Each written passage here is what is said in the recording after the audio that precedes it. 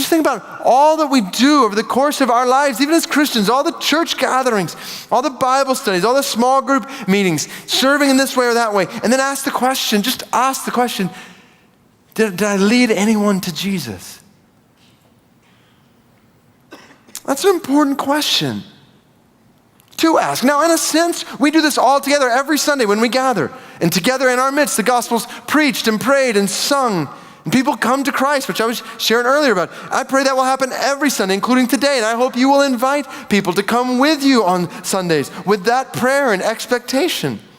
But if leading people to Jesus is dependent on only what we're doing when we come into this building or other buildings at other campuses, then we're missing the point. Matthew 28:19 is definitively not a call for Christians to come, be baptized, and sit in one location. It's a command for Christians to go, baptize, and teach in all nations. Jesus is calling every follower of his to make disciples where we live and where we work and where we play, all over the city, all around the world. Trotman goes on to say that every person who's born into God's family is to multiply.